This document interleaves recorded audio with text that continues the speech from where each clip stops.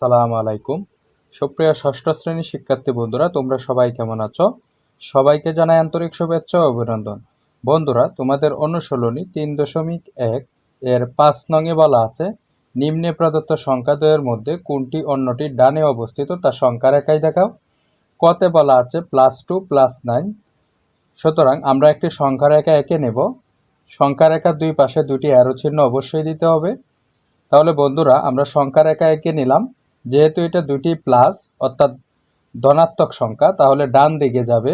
0 বিন্দু থেকে ডান দিকে গড় আঁকবো। এক গড় আমি বেশি নিলাম, তোমরা এক গড় কম নিবা বা বেশি নিবা, এতে কোনো সমস্যা নেই। তাহলে প্রথমে আমরা 2-র অবস্থান দেখাবো, তারপর আমরা 9-এর অবস্থান দেখাবো। এখন এখানে দুই জায়গায় দুটি হাত রাখো তোমরা। তোমাদের হাতের ডান দিকে যে অংশটা অবস্থিত, এটি হচ্ছে 2 এর ডানে অবস্থিত 9। তাহলে আমরা লিখতে পারি উত্তর সংখ্যা রেখায় 2 এর ডানে 9 অবস্থিত। বন্ধুরা, তোমাদের খতে বলা আছে -3 -8 অর্থাৎ দুটি ঋণাত্মক সংখ্যা, তাহলে দুটি বাম দিকে যাবে। প্রথমে আমরা একটি সংখ্যা রেখা এঁকে নেব, তারপর দুই পাশে দুটি অ্যারো চিহ্ন দেব। তাহলে 0 বিন্দু থেকে বাম দিকে যাবে। প্রথমে -3 এর গড়ের অবস্থান দেখাবো, তারপর -8 এর গড়ের অবস্থান দেখাবো। তাহলে আমরা দেখলাম দুই দিকে দুইটা হাত রেখে সংখ্যা রেখায় -8 এর ডানে -3 অবস্থিত। শিক্ষার্থী বন্ধুরা, তোমাদের ঘতে বলা আছে 0 এবং -1। তাহলে আমরা 0 এবং -1 এর গড়ের অবস্থান দেখাবো। প্রথমে একটি সংখ্যা রেখা এঁকে নেব, দুই পাশে দুটি অ্যারো চিহ্ন দেওয়ার পরে আমরা 0 এর অবস্থানে একটি বৃত্ত ভরাট করব এবং -1 এর মধ্যে একটি বৃত্ত ভরাট করব। দুই দিকে দুটি হাত রেখে আমরা দেখলাম সংখ্যা রেখায় -1 এর ডানে 0 অবস্থিত।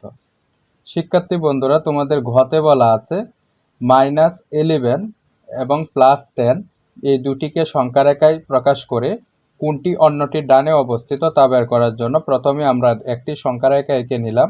তাহলে দুই পাশে দুটি অ্যারো চিহ্ন অবশ্যই দিতে হবে বন্ধুরা। 0 বিন্দু থেকে বাম দিকে হচ্ছে মাইনাসের ঘর এবং 0 বিন্দু থেকে ডান দিকে হচ্ছে প্লাসের ঘর। তাহলে আমরা দুটি অবস্থান দেখাবো। এখানে আছে -11 এর ঘর, এখানে আছে +10 এর ঘর। তাহলে -11 এবং +10 এই দুই জায়গায় তোমরা হাত রাখো। তোমাদের হাতের ডান পাশ হচ্ছে এটা এবং বাম পাশ এটা। তাহলে আমরা লিখতে পারি -11 সংখ্যা রেখায় -11 এর ডানে 10 অবস্থিত। ষষ্ঠ শ্রেণীর শিক্ষার্থী বন্ধুরা, তোমাদের উমতে বলা আছে -6 +6 অর্থাৎ একটি ধনাত্মক সংখ্যা এবং একটি ঋণাত্মক সংখ্যা। +6 হচ্ছে ধনাত্মক সংখ্যা, -6 হচ্ছে ঋণাত্মক সংখ্যা। একটি বাম দিকে যাবে এবং অন্যটি ডান দিকে যাবে। মাইনাসের সংখ্যাটা আমরা বাম দিকে লিখব এবং প্লাসের সংখ্যাটা ডান দিকে লিখব। একটা সংখ্যা রেখা এঁকে নিলাম এবং দুই পাশে দুটি অ্যারো চিহ্ন অবশ্যই দিতে হবে। অর্থাৎ অ্যারো চিহ্ন দ্বারা বোঝানো হচ্ছে যে যত বড় করার ইচ্ছা তত বড় করা যাবে, সেজন্য অ্যারো চিহ্ন দিতে হবে। তাহলে আমরা আগে -6 এর ঘরে একটি বৃত্ত গোল বৃত্ত আঁকি, তারপর +6 এর ঘরে একটি বৃত্ত আঁকি বন্ধুরা। তাহলে তোমরা হাত রাখো দুটিতে, অবশ্যই তোমাদের এটা বাম পাশ এবং এটা ডান পাশ। তাহলে আমরা লিখতে পারি সংখ্যা রেখায় -6 এর ডানে 6 অবস্থিত।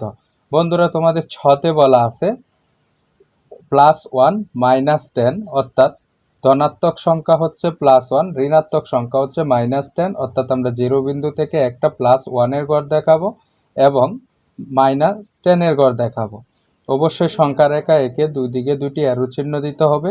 তাহলে দুই দিকে দুটি হাত রাখলে -10 এর সংখ্যা রেখায় -10 এর ডানে 1 অবস্থিত। ধন্যবাদ।